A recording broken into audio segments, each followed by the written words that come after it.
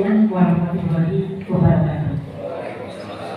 Bapak Kepala SMP Negeri 1 Congean yang saya hormati, Ibu Bapak Guru beserta KPU SMP Negeri 1 Congean yang saya hormati, hadirin semua yang saya banggakan. Alhamdulillahirabbil alamin wassalatu wassalamu ala asyrofil anbiya'i wal mursalin wa ala alihi washabbihi ajmain amma ba'du. Puji dan syukur terlebih dahulu kita panjatkan kehadirat Ilahi Rabbi, karena dengan rahmat dan karunia-Nya kita dapat berkumpul di sini dalam keadaan sehat walafiat. Salam dan sholawat semoga senantiasa terlimpah curahkan kepada Nabi besar Nabi Muhammad Sallallahu Alaihi Wasallam. Ibu bapak, hadirin yang saya hormati, mohon izin pada hari ini saya beserta Bu Desi akan menyampaikan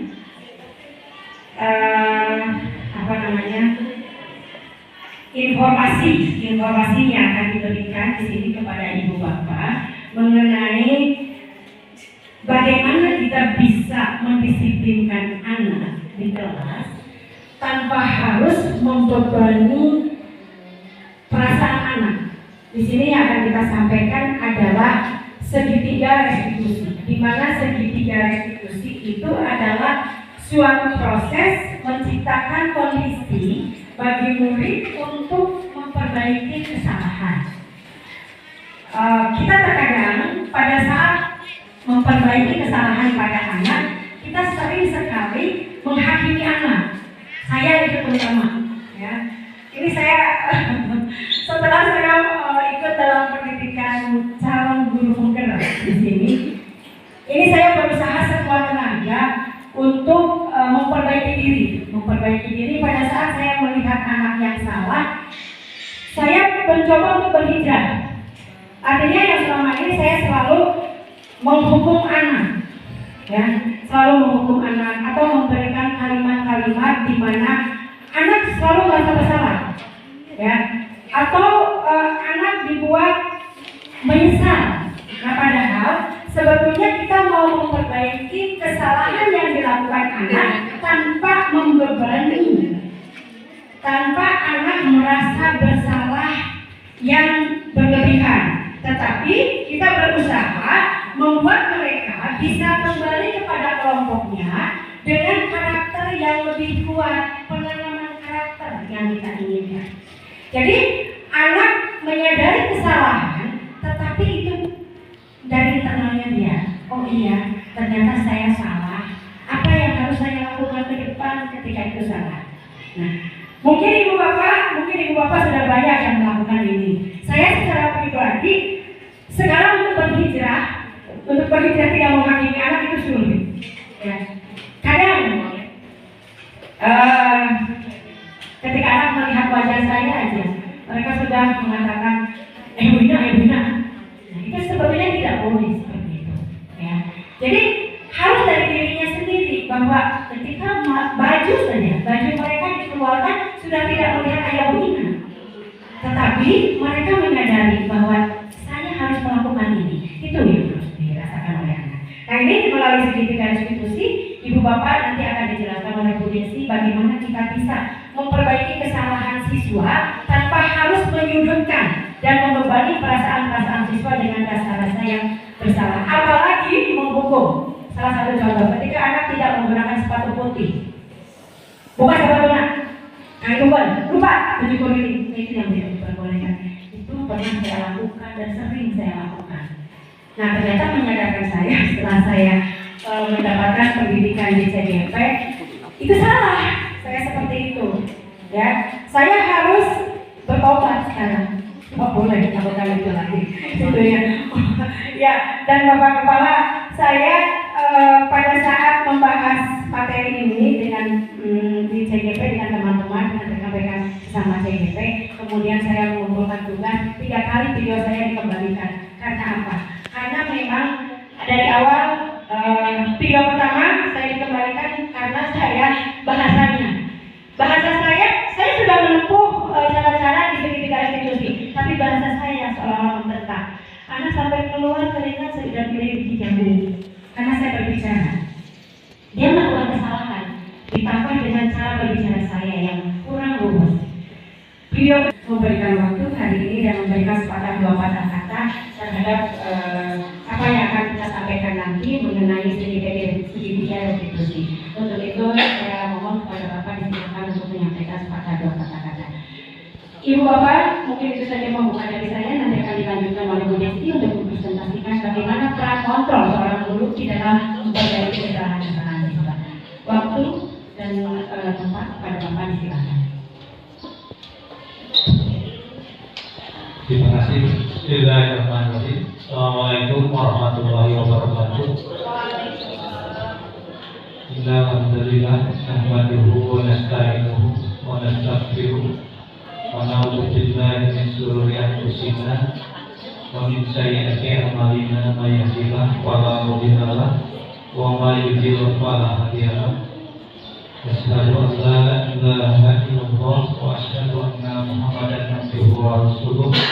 La nabiyya ba'da, la haula wa la quwwata illa billahi al-aliyyil azim. Syukur alhamdulillah marilah kita bahagia. Mereka lakukan termasuk hari ini adalah kegiatan aksi nyata yang mungkin nanti harus dilaporkan, diupload dalam bentuk video. Sebuah kebanggaan bagi sekolah kita ketika SMP Negeri 1 Congel memiliki beberapa orang calon guru penggerak. Bahkan dari seorang PP, pengajar praktek, sampai berbicara padang. Itu satu kebanggaan untuk sekolah ketika sekolah memiliki banyak guru penggerak. Kebetulan di angkatan yang 3 kalau tidak salah, angkatan 5 ya Bu. Angkatan 5 kita sudah punya 4 orang, ditambah sekarang angkatan ke-7 ada 2 orang. Mudah-mudahan di angkatan berikutnya juga ada tambahan untuk calon guru penggerak. Mungkin tidak salah apa yang sedang mereka lakukan sekarang, kita dukung.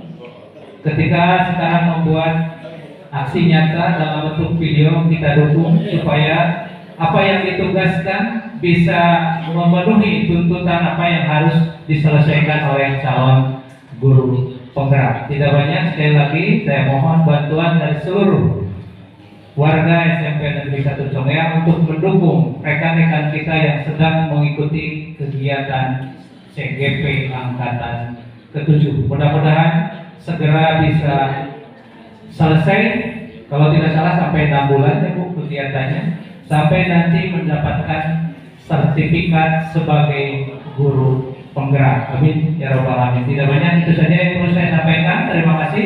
Assalamualaikum warahmatullahi wabarakatuh. Bersalah sebagai teman, sebagai pemantau, dan yang terakhir adalah sebagai manajer. Dari kelima kontrol guru tersebut, yang paling ideal untuk menciptakan budaya positif adalah peran guru sebagai manajer.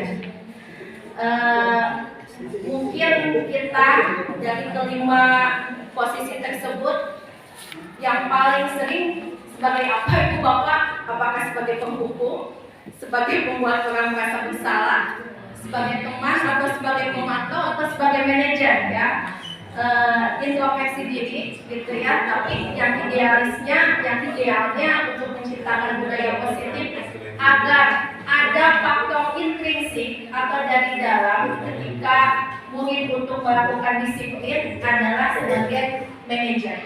Dan institusi di grup mungkin di sana lebih jelasnya. Berkaitan dengan posisi kontrol guru sebagai manajer dalam mewujudkan budaya positif adalah di mana di dalam kontrol ini guru melakukan segitiga restitusi dalam menghadapi perilaku anak yang melanggar peraturan atau keyakinan kelas. Dan sebelumnya, Ibu Bapak, setelah saya belajar di CGP, ternyata ketika ada anak yang melanggar peraturan kelas atau keyakinan kelas, kita harus tahu dulu apa sih yang menyebabkan anak melakukan hal tersebut. Apa sih yang menyebabkan anak tidak disiplin? Kebutuhan dasar apa yang tidak mereka penuhi? Contoh nih, Bu Ina kan selalu menekankan sepatunya harus hitam. sepatunya putih, tolong ibu bapak pahami dulu kebutuhan dasar anak tersebut. Apa sih yang menyebabkan anak tersebut melakukan pelanggaran? Kebutuhan dasar di sini satu, menurut teori Dr. William Glasser ada kebutuhan untuk bertahan hidup, kebutuhan untuk merasa diterima, kebutuhan akan kebebasan, kebutuhan akan kesenangan, dan yang terakhir adalah kebutuhan penguasaan atau power. Mungkin ketika dia tidak memakai sepatu warna hitam, kebutuhan dasar yang pertama yang bertahan hidup yang tidak bisa dia penuhi. Mungkin di rumahnya anak yang kurang mampu, ya. Nah, jadi kita harus memahami dulu apa sih yang menyebabkan anak tersebut dapat melanggar keyakinan kelas atau peraturan kelas. Jangan sampai kita langsung menghakimi, gitu ya. Selanjutnya, nah, pada posisi ini, guru mengerjakan sesuatu bersama-sama dengan siswanya, memotivasi siswa untuk mempertanggungjawabkan segala perilakunya, serta mendukung siswa untuk menemukan solusi atas permasalahannya sendiri. Ini yang dimaksud dengan peran guru sebagai manajer.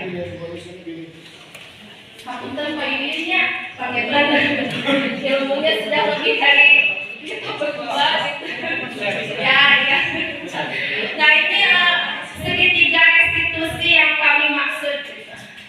Jadi mulai dari sekarang mungkin ibu bapak atau kita dulu ya Teh ya, yang tadinya kalau saya di antara 5 konflik tersebut biasanya saya sebagai teman Teh gitu ya. Pertama adalah guru harus bisa dulu menstabilkan identitas ya. Yang kedua memvalidasi tindakan yang salah, dan yang ketiga menanyakan keyakinan. Jadi kalau misalkan ada yang melanggar, jangan langsung kamu mah sebagai seorang guru langsung menghakimi murid ketika mereka melanggar aturan atau keyakinan kelas. Biasanya kembali lagi ke tadi, alasan mereka melanggar adalah karena adanya kebutuhan dasar yang tidak bisa terpenuhi. Kata pada ibu bapak, atau berbuat salah itu tidak apa-apa ya. Saya juga pernah melakukan kesalahan seperti itu. Nah, kalimat-kalimat ini bisa disampaikan ketika kita melakukan menstabilkan identitas ya, atau menstabilkan emosi anak ketika anak tersebut melakukan pelanggaran keyakinan kelas atau peraturan sekolah. Dari segitiga restitusi adalah memvalidasi tindakan yang salah. Konsep langkah kedua ini kita harus memahami kebutuhan dasar yang mendasari tindakan anak berbuat kesalahan. Menurut teori Pajika, melakukan tahapan kedua dari segitiga restitusi adalah satu di antaranya, tapi nada atau lontongnya paminten kedah hati-hati tanya itu. Yang ketiga, kamu patut bangga pada dirimu sendiri karena kamu telah melindungi sesuatu yang penting buatmu. Yang keempat, kamu boleh mempertahankan sikap itu, tapi kamu harus menambahkan sikap yang baru. Nah, itu kalimat contoh-contoh kalimat ketika kita melakukan segitiga restitusi yang kedua, yaitu validasi tindakan yang salah. Menanyakan keyakinan kelas. Penting bagi seorang guru untuk mengingatkan keyakinan kelas kepada murid dan menanyakan masa depan seperti apa yang akan dilakukan untuk memperbaiki perilakunya dan menjadi apa yang diinginkannya. Kalimat-kalimat yang bisa diajukan kepada anak ketika melakukan segitiga restitusi tahap ketiga adalah satu, apa yang kita percaya sebagai kelas atau keluarga. Yang kedua, apa nilai-nilai umum yang telah kita sepakati. Atau kalau saya paling seperti ini, apa sih misalkan kalau terlambat ke sekolah tadi, tahu nggak jam berapa harusnya anak masuk ke SMS itu congyang jam 7 Bu? Kan jadi tahu. Itu contoh yang tahap ketiga. Pilih ibu bapak putar bisa saling menggurinya. Ada contoh video nanti saya share terus di ACC waktu itu anu teknik kami terus di ACC biasa dicek contoh ketika guru melakukan segitiga distribusi mulai dari lempau wanita. Jadi betul ya, menganggap pada anak teh harus mengikuti, harus betul-betul dari hati ke hati ketika kita melakukan segitiga restitusi, tapi tujuannya bagus agar si anak disiplin. Disiplin itu tumbuhnya dari dalam diri sendiri, bukan karena penghargaan atau takut oleh guru.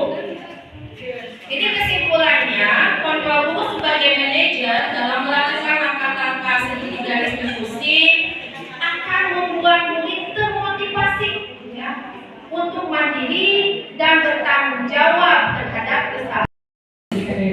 Barusan sudah disampaikan secara teori praktekkan mah wanita simboli tadi akan bikin simboli video kali dikoreksi mengenai video. Salah satu contoh saya lakukan pada saat video saya yang pertama. Saya hanya menanyakan, tahu nggak jam berapa seharusnya kamu ada di sekolah? Kalimat itu terucap juga sama Bu Desi, tetapi saya dikembalikan video karena kalimat saya, kamu tahu nggak jam berapa datang ke sekolah? Itu volume aja yang berbeda antara Bu Desi dengan saya, tapi ternyata itu berpengaruh sangat besar terhadap psikis anak. Jadi anak ketika saya bertanya sama pertanyaannya, jam berapa kamu harusnya berada di sekolah? Ketika saya yang bertanya, keluarlah keringat segede-gede jagung dari tubuh anak. Tapi ketika Bu Desi bertanya, saya menyaksikan anak nyantai. Padahal kalimatnya sama. Jam berapa kamu seharusnya berada di sekolah? Tadi Bu Dede mengatakan, namun Bu Dede memberikan semua lulus CGPT, jangan patah kanan. Ibu kita harus karakter Bu Dede kemudian itu satu karakter dengan saya. Ketika bertanya kepada anak tambah boleh cucu, anak sudah ketakbir saja kalau melihat itu.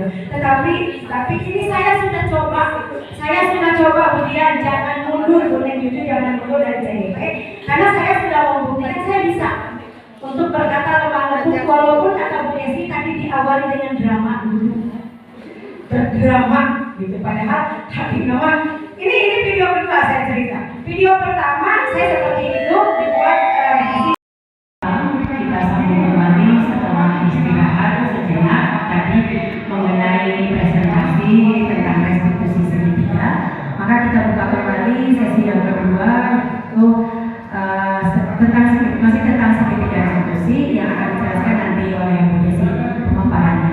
Ini mohon maaf juga ketika memang suaranya ada terganggu karena memang di luar ada kegiatan untuk pemantapan pramuka ekstrakurikuler yang kebetulan ada latihan sehingga suaranya mungkin terdengar di luar, bukan mengganggu karena kebetulan itu juga untuk peningkatan kapasitas anak-anak, tetapi mungkin berbenturan suaranya antara kita pembahasan di sini dengan suara anak-anak di luar. Untuk itu silakan kepada Ibu Desi untuk melanjutkan sesi berikutnya mengenai segitiga restitusi. Waktu dipersilakan. Terima kasih Bu Ina atas waktunya. Assalamualaikum warahmatullahi wabarakatuh. Tadi kita sudah membahas tentang segitiga restitusi. Di situ ada kontrol guru sebagai manajer. Nah, sekarang saya akan menjelaskan 5 posisi kontrol guru ya, mulai dari penghukum, pembuat merasa bersalah, teman, pemantau, dan manajer. Ibu bapak bisa melihat tabelnya di depan. Di situ ada tabel motivasi eksternal, ada yang identitasnya gagal, perilaku kontrol negatif, identitas sukses, perilaku kontrol positif. Itu terdiri dari guru sebagai teman, sebagai pemantau, dan untuk memotivasi intrinsik, untuk memunculkan disiplin positif di anak. Nah, itu ada ya tadi kontrol guru sebagai manajer. Kita bahas satu-satu. Di dalam identitas gagal itu ada perilaku kontrol negatif guru sebagai penghukum dan pembuat merasa bersalah. Di dalam penghukum biasanya, guru berbuat menyakiti, menyindir. Nah, mungkin ibu bapak yang biasanya sebagai penghukum, kita rubah sedikit demi sedikit ya untuk menuju kontrol diri sebagai manajer. Di pembuat merasa bersalah itu ada metode berceramah, menunjukkan kekecewaan mendalam. Posisi kontrol positif sebagai teman, membuatkan alasan-alasan untuk murid-muridnya, lalu menghitung dan mengukur. Nah, untuk sebagai manajer itu kita mengajukan pertanyaan-pertanyaan ketika murid membuat pelanggaran keyakinan kelas atau peraturan sekolah. Di dalam kontrol guru sebagai penghukum, kata-kata yang sering digunakan, satu, kalau kamu tidak melakukannya saya akan titik-titik, ya yang pastinya akan menghukum secara fisik atau verbal. Lalu di pembuat merasa bersalah, kamu sudah mengecewakan ibu atau bapak. Kalimat ini mungkin dianggap biasa, tapi ketika kita dikatakannya, tapi muncul perasaan bersalah, misalnya di anak gitu. Ketika kita mengutarakan kata kamu sudah mengecewakan ibu atau bapak. Di kontrol guru sebagai teman, contoh kalimatnya lakukan demi bapak atau ibu. Ya sudah nanti bapak ibu bantu atau bereskan. Kalau di kontrol guru sebagai teman, biasanya anak akan merasa selalu dibela ya oleh guru. Nanti dia tidak akan memunculkan motivasi intrinsik dari dalam dirinya karena selalu merasa dibela. Untuk pemantau, apa peraturannya, apa konsekuensinya, apa yang telah kamu lakukan, apa yang terjadi sekarang. Nah, untuk yang manajer, kita mulai dengan guru berkata, apa yang kita yakini, apa kamu meyakini hal tersebut? Kalau kamu meyakininya, maukah kamu memperbaikinya? Kalau kami memperbaikinya, jadi kira-kira hal tersebut akan menggambarkan apa tentang dirimu? Mungkin ibu bapak guru di sini ada yang belum membuat keyakinan kelasnya. Nah, nanti saya Bu Ina atau ibu bapak guru yang sudah lulus di angkatan 5 bisa membantu ibu bapak untuk membuat keyakinan kelasnya. Hasilnya, hasil anak ketika guru berperan sebagai penghukum itu biasanya akan memberontak, pendendam, menyalahkan orang lain. Lalu sebagai pembuat merasa bersalah itu akan menyembunyikan, menyangkal, berbohong. Di teman akan ketergantungan pastinya karena si anak akan selalu merasa dibantu oleh gurunya. Di pemantau biasanya itu menyesuaikan bila diawasi saja. Jadi dia akan menaati peraturan karena merasa diawasi, bukan berasal dari motivasi intrinsiknya. Nah, dia manajer, ini akan menguatkan watak atau karakternya. Tentunya watak karakternya yang berbudi pekerti luhur ya. Nah, di murid berkata, nah biasanya akan menghasilkan jawaban dari murid. Kalau yang sebagai penghukum, saya tidak peduli. Kalau sebagai pembuat rasa bersalah, maafkan saya. Lalu di teman, saya pikir bapak itu ibu teman saya. Lalu di pemantau, saya akan dapat beberapa bintang kalau melakukan hal tersebut. Jika sudah melakukan hal tersebut, saya akan mendapatkan apa? Nah, yang di pemantau ini ketergantungan ya dengan penghargaan atau merasa diawasi. Nah, yang di manajer mungkin akan merasa mempunyai motivasi untuk memperbaiki ya. Bagaimana caranya agar saya bisa memperbaiki keadaan ini? Lalu saya akan memperbaiki masalah ini dengan titik-titik. Dari tabel tersebut, ibu bapak, kita sudah bisa mengambil kesimpulan ya antara posisi kontrol guru sebagai penghukum, pembuat merasa bersalah, teman, pemantau, manajer. Tentunya yang paling ideal adalah posisi kontrol guru sebagai manajer.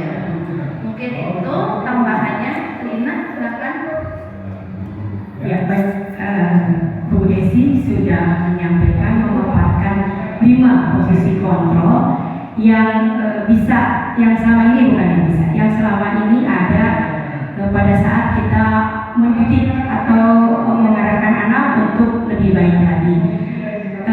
Sudah barang tentu di sini pastinya bahwa tujuan kita adalah supaya anak-anak itu mampu mau meyakini keyakinan atau tata tertib yang ada di kelas gitu. Tetapi ada beberapa pola kontrol di sini yang bisa dipakai oleh ibu bapak guru. Mungkin ibu bapak guru di sini semua juga merasakan dan pernah merasakan 5 posisi kontrol tersebut. Terutama mungkin ini untuk meyakinkan bahwa anak mampu mengikuti tata tertib yang ada di sekolah. Kalau dulu tata tertib, kalau sekarang kita mengubah kalimatnya menjadi keyakinan kelas, ya udah sih ya, keyakinan kelas. Dulu sering kita melihat tata tertib kelas dan kita coba keyakinan kelas. Kenapa keyakinan kelas? Karena keyakinan kelas itu dibuat oleh anak-anak sendiri. Jadi dia mampu mendisiplinkan dirinya berdasarkan kemauan dia, tetapi kita mengawalnya ke hal-hal yang positif. Jadi bisa dikawal oleh wali kelas di dalam menentukan keyakinan kelas masing-masing. Seperti salah satu contoh, kalau di tata tertib dulu bunyinya hadir 15 menit sebelum waktu pembelajaran.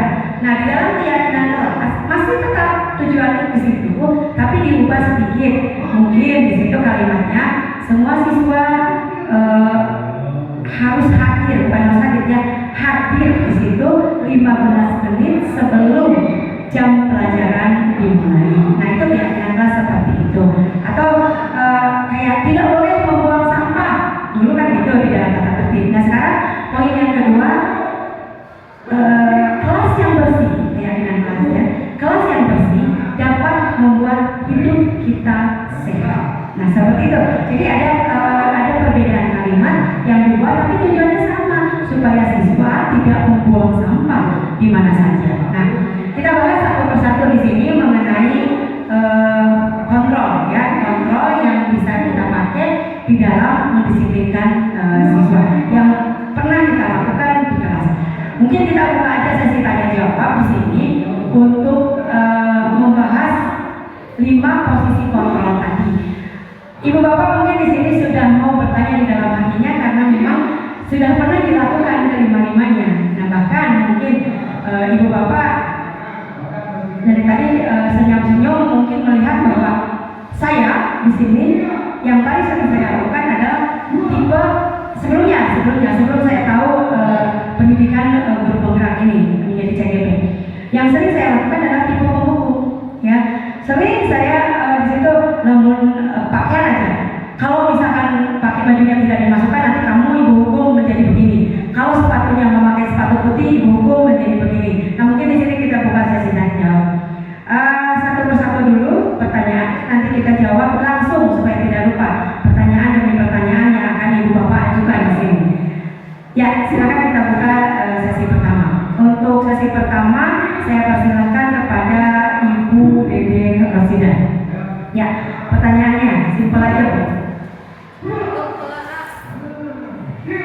Untuk sesi tanya jawab, di sini kita akan mulai dari pertanyaan pertama. Tadi kita sudah sepakati satu pertanyaan langsung dijawab, ya. Ya, silakan kepada Bu Dede untuk menyampaikan pertanyaannya.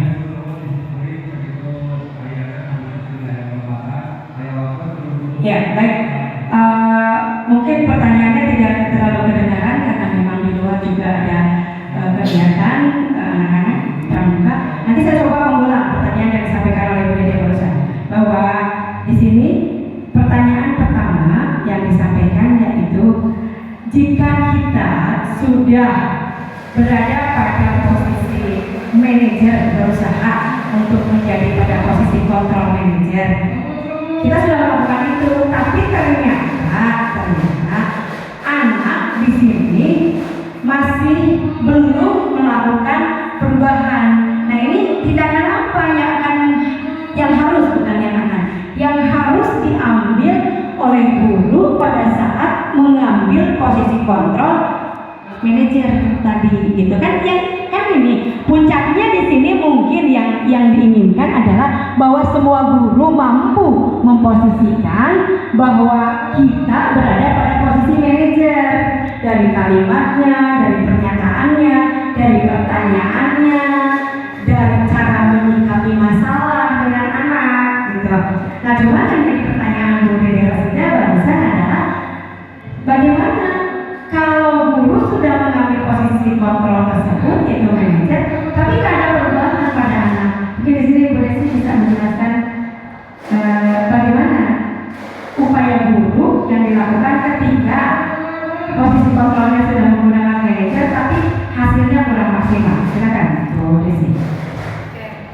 Kalau menurut saya, kalau misalkan kita sudah berusaha untuk menjadi kontrol sebagai manajer, cara yang pertama adalah sebelum kita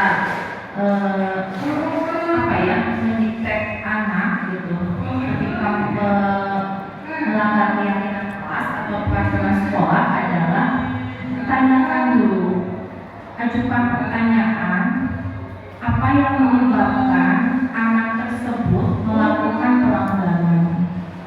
Mungkin saja tadi saya sudah membahas tentang teori kebutuhan dasar. Penyebab dia melakukan pelanggaran mungkin ada kebutuhan dasar yang tidak terpenuhi olehnya. Contohnya kayak memakai sepatu putih. Ketika kita mengajukan pertanyaan, kenapa kamu memakai sepatu putih padahal peraturan sekolahnya memakai sepatu hitam? Mungkin ada kebutuhan dasar yang tidak bisa dia penuhi. Contohnya mungkin karena dia anak tidak mampu, jadi tidak bisa membeli sepatu warna hitam lebih dari satu. Jadi ketika hujan dia terpaksa memakai sepatu putih. Jadi cara yang pertama menurut saya adalah tanyakan kenapa dia sampai melakukan pelanggaran, lalu kebutuhan dasar apa yang menyebabkan dia melakukan pelanggaran tersebut. Nah, yang kedua, apabila lebih dari satu ya kan anak yang melanggar memakai sepatu putih. Betul. Tadi pertanyaannya begini, seandainya ada satu orang yang di sini, itu kan bisa dicari ada masalah gitu Bu Desi. Jadi ada masalahnya gini, misal tadi anak tidak punya uang untuk memenuhi kebutuhannya tadi. Jadi orang tuanya, mohon maaf, dalam tanda kutip mungkin kurang mampu di sini ya. Nah itu guru mungkin di sini bisa memberikan kalau satu gitu, berusaha menyisihkan uangnya untuk membantu anak tersebut. Kalau satu sepatu, sekarang permasalahannya kalau di sekolah kita bukan satu orang, 3, 4, 5, 6, sampai 10 gitu. Sampai 10 di sini. Nah ini bagaimana? Apakah Bu Desi mampu memenuhi kebutuhan dan akan masalahnya sama bahwa orang tuanya nggak mampu untuk memenuhi kebutuhan dasar tersebut. Jadi untuk beli sepatu anaknya dia kesulitan. Nah, ketika ada 10 orang, taruhlah misal harga sepatu itu 100.000 yang paling murah ada di kami. 100.000 dikali 10, 1 juta. Apakah seorang guru mampu? Mohon maaf, saya rasa mampu dengan gaji 1 bulan dan dengan sertifikasi mampu. Tetapi mungkin kita juga ada kebutuhan yang lain. Nah, bagaimana itu mengatasinya kalau lebih dari 1 orang? Kalau menurut saya kita harus berkolaborasi dengan kepala sekolah atau rekan sejawat untuk mengantisipasi kasus tersebut kan? Karena kita nggak bisa sendirian gitu untuk menangani kasus tersebut. Ya, baik. Jadi jawaban yang bisa kami sampaikan bisa diberikan dari pertanyaan tadi. Yang pertama adalah kita cari akar permasalahannya. Kebutuhan dasar apa sih? Nah di situ mungkin tadi kebutuhan dasarnya adalah anak tidak mampu membeli sepatu, gitu, karena mungkin faktor ekonomi orang tua.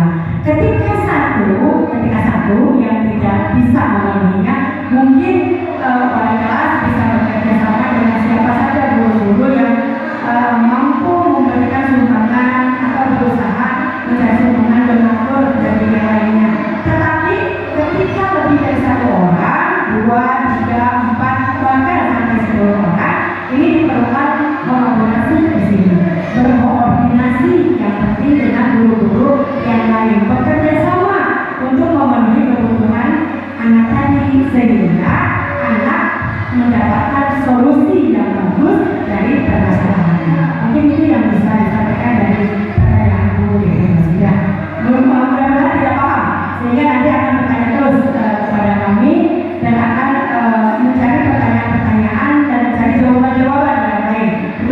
sementara jawaban dari kami. Baik, pertanyaan yang kedua, Ibu Bapak silakan yang akan bertanya, silakan. Siapa saja di sini akan bertanya mengenai paparan kami hari ini. Oke, baik. Untuk pertanyaan yang kedua di sini, pertanyaan yang kedua dari Bu Dian. Ini mengenai posisi kontrol penghukum di sini. Ya. Pertanyaannya adalah yang selama ini dirasakan bahwa penghukum itu adalah hal yang efektif untuk membuat anak jerak. Artinya tidak akan mengulangi kembali apa yang dia langgar dari peraturan gitu. Jadi kalau misalkan posisi penghukum itu tidak diperbolehkan atau dalam tanda kutip akan mempengaruhi hal-hal yang negatif terhadap anak, bagaimana anak-anak bisa mengikuti aturan-aturan atau tadi keyakinan kelas kalau tidak ada sanksi, kalau tidak ada hukuman? Mungkin Bu Desi bisa menjelaskan dengan cara apa kalau posisi menghukum yang kita batasi lah, bukan batasi, bahkan harus dihilangkan untuk menghukum anak. Jangan sampai ketika anak melanggar diberikan hukuman sehingga muncullah hal-hal yang negatif dari dalam diri anak. Ya, silakan Bu Desi dulu, nanti mungkin saya akan menambahkan dari pertanyaan Bu Dian mengenai posisi kontrol penghukum. Untuk posisi kontrol sebagai penghukum, biasanya untuk kata begina, kita merasa efektif ketika kita berada di posisi sebagai penghukum, karena nanti si anak jadinya takut sama kita ya, dan tidak akan melakukan perbuatan itu lagi gitu atau melanggar lagi gitu. Tapi justru ketika kita di posisi sebagai penghukum, biasanya kita menghardikan atau mengeluarkan kalimat-kalimat yang membuat si anak sakit hati mungkin ya. Nah, jadi akan muncul sifat pemberontak, pendendam, atau bahkan dia jadi menyalahkan temannya gitu. Bukan akhirnya saya dihukum gitu ya. Atau karena hukuman verbal atau hukuman fisik membuat si anak bisa juga jadi rendah diri kan atau minder ya, karena ucapan-ucapan kita atau ucapan-ucapan buruk yang membuat dia jadi sakit hati atau bahkan down gitu. Akhirnya si anak lama-kelamaan bukannya malah turut sama kita atau takut, justru merasa jadi tidak peduli gitu ya, karena sudah tersakiti hatinya oleh ucapan-ucapan kita gitu, baik itu hukuman fisik maupun hukuman verbal. Itu mungkin teh. Baik, Bu Desi sedikit menambahkan dari apa yang disampaikan Bu Desi, betul sekali bahwa ketika kita menghukum anak, baik itu secara verbal, itu kalimat ataupun apalagi fisik ya, ini sama sekali tidak boleh gitu.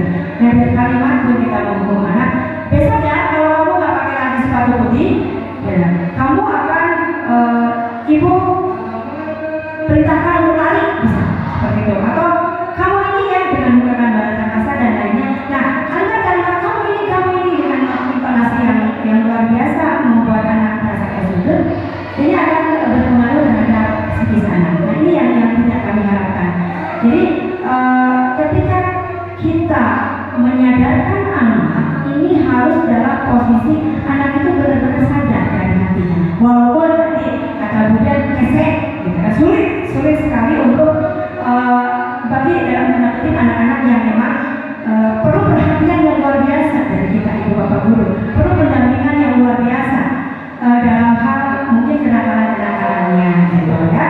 Jadi ketika memang anak-anak ini berbuat sesuatu yang di luar batas kontrol kita,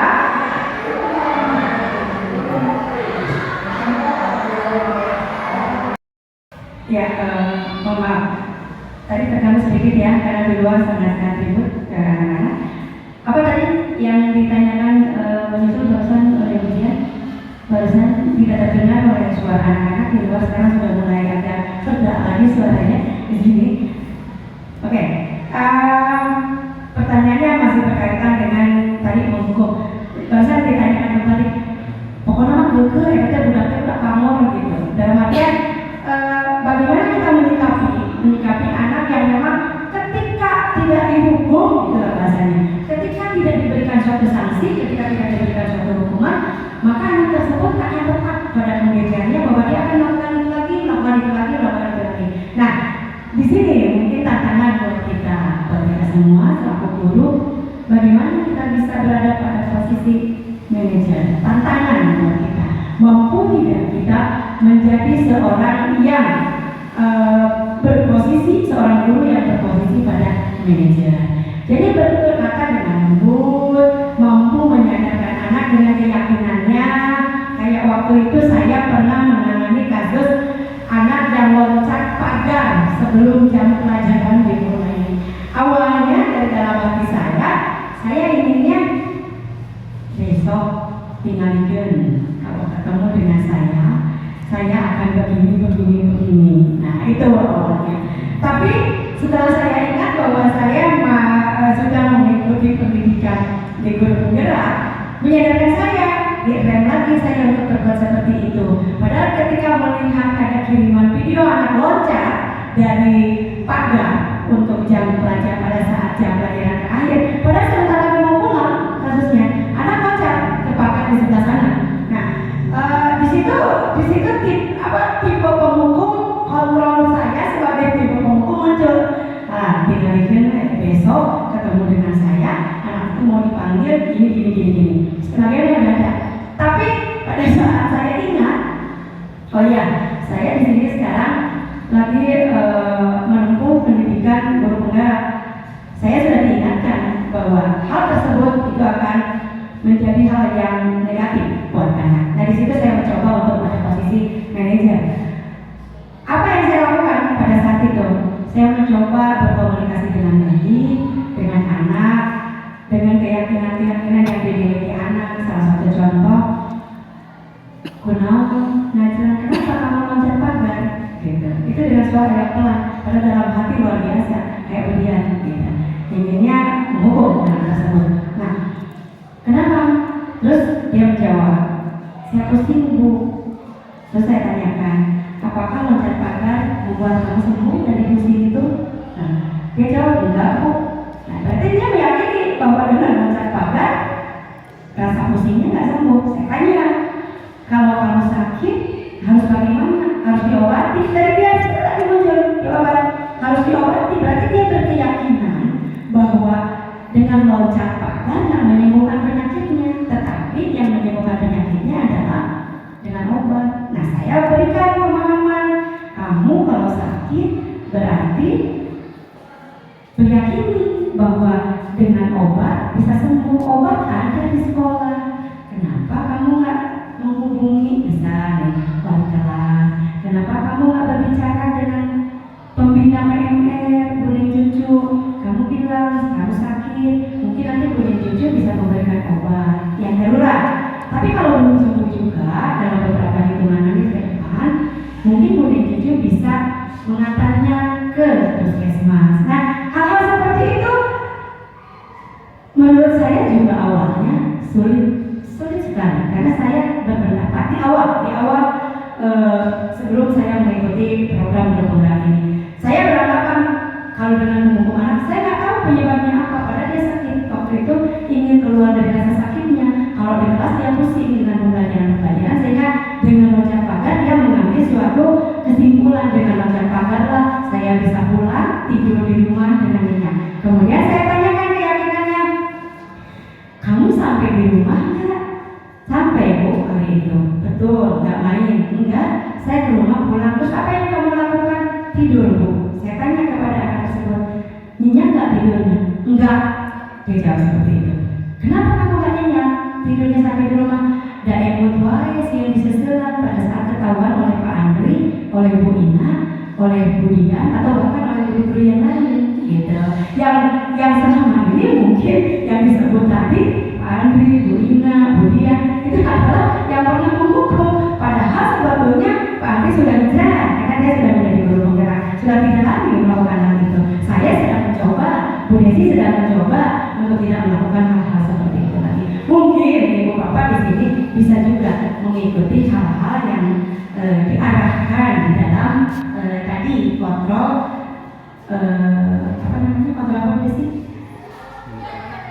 Lima kontrol ya, 5 posisi kontrol. Nah, 5 posisi kontrol di dalam mengembalikan roh anak supaya anak menjadi seorang anak yang kuat, tetapi dia tidak melakukan hal-hal yang bersifat melanggar keyakinan-keyakinan yang ada di kelas ataupun di sekolah. Oke, kemudian yang bisa kami jawab dari pertanyaannya. Kemudian pertanyaan ketiga di sini, siapa yang mau bertanya silakan. Ya baik, agak keras sedikit Bapak pertanyaannya karena mungkin tadi terganggu oleh suara-suara anak-anak di luar. Ya baik, pertanyaan yang ketiga saya coba mengulang. Ini dari Pak Cece. Ya, pertanyaannya bagaimana cara menyusun keyakinan kelas? Tadi kan di sini Bu Desi selalu mengulang-ulang keyakinan kelas. Saya juga sempat tadi menyebutkan keyakinan kelas, keyakinan sekolah. Gitu. Bagaimana kita bisa menyusun keyakinan kelas? Nanti di sini Pak Cece selaku wali kelas di kelas 8 juga bisa memimpin kelasnya di dalam melakukan penyusunan keyakinan kelas. Maka Bu Desi untuk menyampaikan apa sih sebenarnya keyakinan kelas, nanti saya coba tambahkan. Oke, terima kasih Bu Ina. Menurut saya keyakinan kelas, kenapa sih harus membuat keyakinan kelas? Di dalam keyakinan kelas itu tujuannya adalah untuk menuju kelas impian mereka, kelas impian yang dimimpikan oleh anak yang berada di kelas tersebut apa saja sih? Nah, dituangkan di dalam keyakinan kelas. Pendapatnya atau masukannya dari anak-anak tersebut, nah kita sebagai guru hanya mewadahi atau memimpin dalam pembuatan keyakinan kelas tersebut. Dan bahasa atau kalimat yang ada di dalam keyakinan kelas harusnya tidak mengandung unsur-unsur negatif ya, tapi yang positif kalimatnya. Itu barangkali Pak Cece untuk membuat keyakinan kelas. Iya, baik. Apa yang disampaikan Desi betul sekali bahwa keyakinan kelas itu adalah impian. Kita menggali impian anak-anak supaya anak-anak nyaman di kelas. Nah, salah satu contoh tadi Bu Desi mengatakan bahwa keyakinan kelas di sini ini adalah untuk bagaimana anak mengungkapkan impiannya. Salah satu contoh ya ini. Ketika ada anak yang terlambat datang 15 menit atau lebih dari 15 menit, kita tanyakan kepada anak-anak, kamu merasa terganggu nggak dengan datangnya anak yang terlambat? Nah, anak-anak nanti mungkin akan menjawab, mau kamu Pak, gitu kan, sangat mengganggu sekali Pak, keyakinan mereka ya, keyakinan mereka sangat mengganggu Pak, karena mereka lagi konsentrasi belajar tentang pelajaran PKN misalnya, tiba-tiba ya, Assalamualaikum, maaf Pak, terlambat. Nah, di situ kita bisa menuntut untuk membuat keyakinan kelas dengan tentu pertanyaan kepada anak-anak. Anak-anak terganggu nggak dengan kondisi seperti ini? Ketika ada anak yang merasa terganggu, yuk kita buat satu keyakinan. Maunya kalian seperti apa? Mungkin nanti ada kalimat seperti ini lanjutannya. Datang tepat waktu itu akan membuat kita nyaman di kelas. Bukan berarti kalimatnya harus, kan itu kayak menitik. Harus datang tepat waktu atau siswa wajib datang 15 menit sebelum pembelajaran dimulai. Ada kalimat-kalimat di situ yang terlontar seolah-olah memaksa. Tetapi ketika kalimatnya diubah, tujuannya sama, tetapi kalimatnya diubah. Di situ tadi apa kalimatnya tadi, datang tepat waktu akan menghadirkan suasana nyaman di situ. Akan mendatangkan kenyamanan di kelas. Nah, itu keyakinan kelas. Nanti dibaca oleh anak-anak, oh iya berarti saya harus datang tepat waktu supaya tidak mengganggu siswa yang lain. Atau yang kedua contoh mengenai sampah ini. Sampah sering menjadi permasalahan di sekolah kita. Karena memang di sekolah kita siswanya yang sangat-sangat banyak, sehingga sampah pun ini menjadi satu hal yang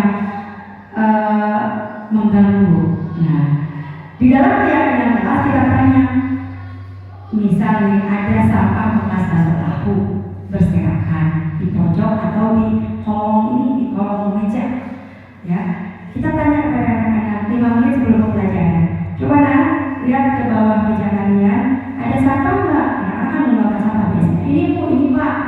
Nah, di situ tanya, kamu nyaman nggak hidup dengan sampah? Baunya aja, coba cium.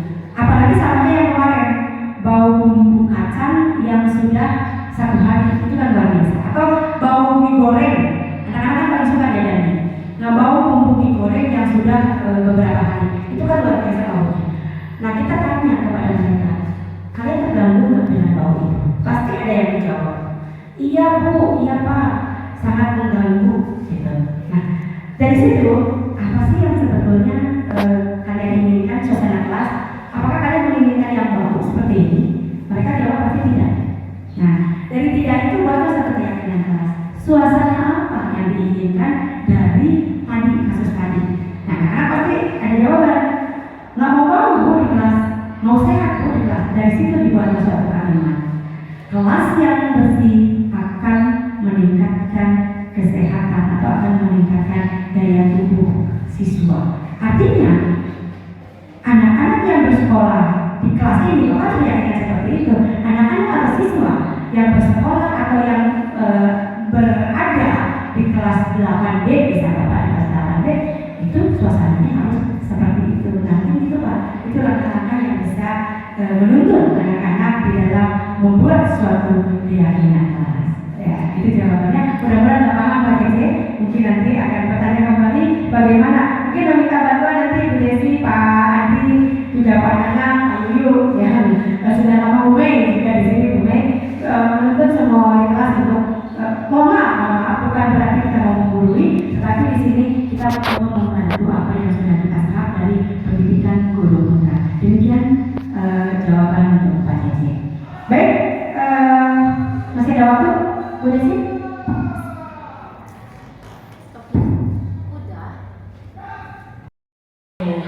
Segitiga restitusi, aksi nyata dari kami dari CDK Angkatan 7 dengan ketentuan yang Wassalamualaikum warahmatullahi wabarakatuh.